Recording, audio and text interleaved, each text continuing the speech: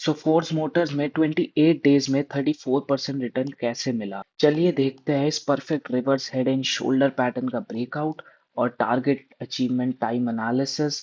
Welcome to technical Thursday. So सबसे पहले मैं जल्दी से ये सब हटा के रिप्ले मोड में आ जाता हूँ। ब्रेकआउट से एक दो दिन पहले ले आता हूँ। तो अब मैं आ गया हूँ रिप्ले मोड में। तो अब हम जल्दी से देखते हैं हमने reverse head and shoulder pattern कैसे आइडेंटिफाई किया। तो एज वी कैन सी ये हमें बहुत बड़ा सा एक डिप दिख रहा है, बट उसके बाद रिकवरी आई है। तो ये हमारा एक काफी अच्छा रिवर्स हेड बन रहा है।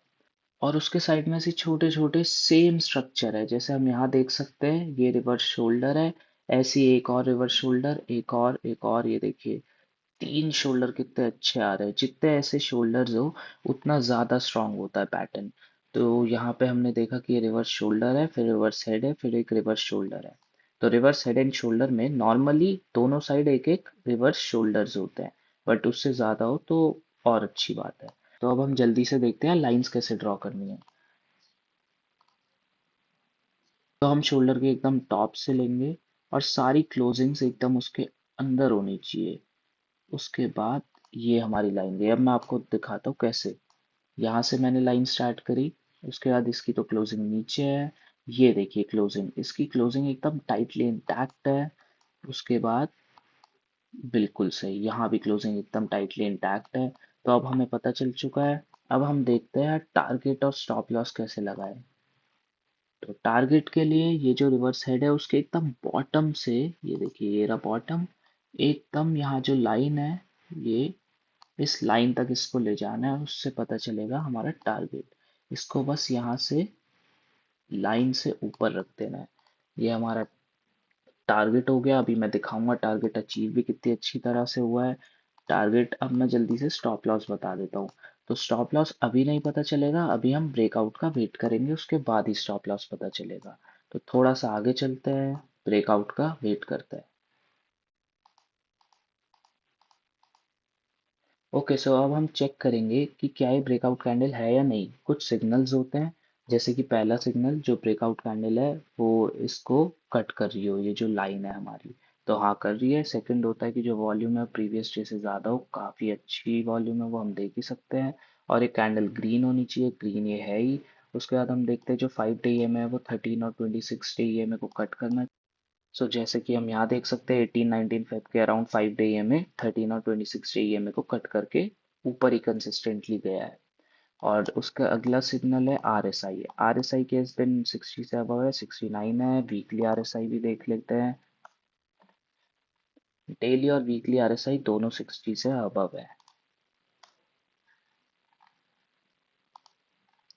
इसके बाद एक चीज जो मैं देखता हूँ वो है कि गैन प्राइस, क्या ये गैन प्राइस से ऊपर ब्रेकआउट आया है। तो बिल्कुल हाँ, गैन प्राइस, गैन डेट हमारी 4 नवंबर है। गैन डेट होती है जिस दिन स्टॉक लिस्ट होता है मार्केट में। तो 4 नवंबर इसकी गैन डेट है, उस दिन ये मूवमेंट हुई है। उस दिन से ऊपर ब्रेकआउट आया इस गैन प्राइस से, बिल्कुल देखिए उससे ऊपर ब्रेकआउट आया। गैन प्राइस की रेंज गई 7,600 के अराउंड है और ब्रेकआउट आया है हमारा 9,000 के अराउंड। तो yes, it is a breakout candle.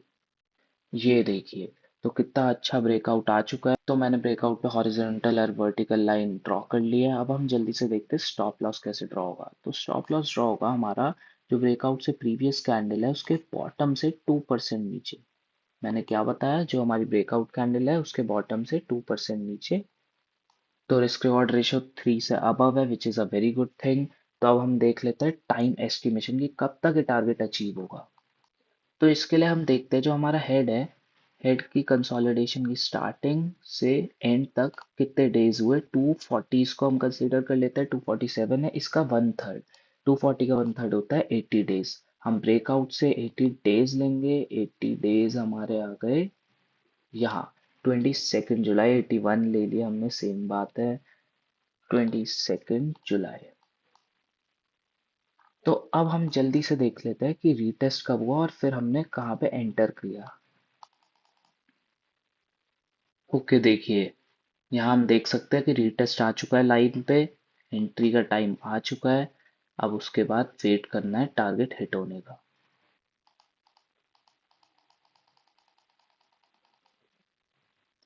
ये लीजिए, टारगेट तो हिट हो भी गया। कितने कितने डेज में हिट हुआ, लेट्स सी। तो टारगेट हमारा सिर्फ 28 डेज में हिट हो चुका है। कहाँ हमने 80 डेज का एस्टिमेशन रखा था। काफी अच्छा लगता है। कोई पुश आया होगा या तो कोई न्यूज आई होगी या फंडामेंटल्स में कुछ अच्छा होगा या फिर क्वार्टरली रिजल्ट आए होंगे काफी पॉजिटिव। बहुत पॉसिबिलिटीज रहती है कि टारगेट अचीवमेंट डेट से पहले भी अचीव हो जाए और उसके बाद भी हो सकता है। ये एक एस्टिमेशन फिगर रहती है। ओके, सो इस वीडियो में मैंने बताया कि कितना अच्छा एक reverse head and shoulder pattern बना था फोर्स मोटर्स में, और उसके बाद एक कितना अच्छा अप मूव आया, और target, stop loss, time estimation किस तरह से रखा। अब हम यहाँ देख सकते हैं कि इसके बाद क्या हमें सेल करना चाहिए या होल्ड करना चाहिए। अब वो बहुत चीज़ों पे डिपेंड करता है, फंडामेंटल्स, न्यूज़ एंड ऑल पे। अब इसके बाद मान लो आपने सेल कर दिया होता तो बहुत अच्छी बात है, आपने प्रॉफिट बुक कर लिया, या आपने होल्ड कर लिया होता। उसके बाद देखते हैं क्या हुआ स्टॉक में। ये देखिए, उसके बाद एक काफी गंदी रेड कैंडल आई। तो जो होल्ड कर रहे होंगे वो सोच रहे होंगे क्यों होल्ड किया। ये लीजिए, हमारे टारगेट पे कंसोलिडेशन हुआ, उसके बाद वापस से काफी अच्छी ग्रीन कैंडल आई और लगता है वापस काफी अच्छा मूव दे रहा है। इसका रीजन ये भी है कि ये रिवर्स हेड एंड शोल्डर के साथ काफी अच्छा एक फ्लैग पैटर्न भी बना रहा था, बट ये मैंने आपको रिवर्स हेड एंड शोल्डर सिखाने के लिए बनाई है वीडियो। तो फ्लैग पैटर्न के लिए और भी वीडियोस है, आप वहां से भी देख सकते हैं कि किस तरह से टारगेट सेट करें।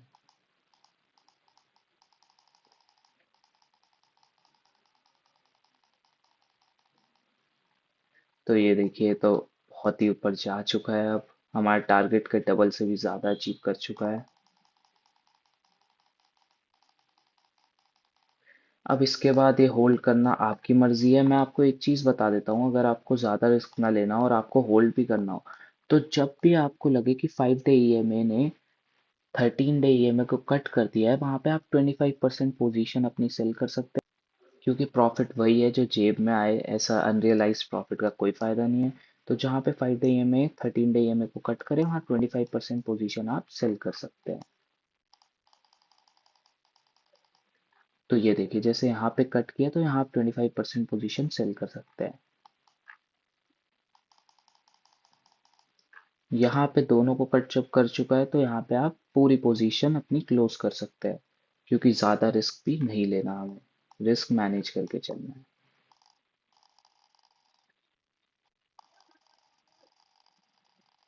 ये देखिए, हमने जहाँ पे पोजीशन क्लोज करी उसके बाद वो वहीं पे कंसोलिडेट करता रहा।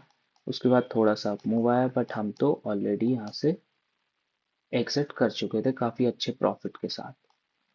Okay, so in the end मैं यही कहूंगा, ये सब स्टडी पर्पस के लिए था, रिकमेंडेशन के लिए कुछ भी नहीं था। यहाँ से सीखे और बाकी स्टॉक्स में भी अप्लाई करें। Reverse head and shoulder pattern काफी प्रॉफिटेबल होता है।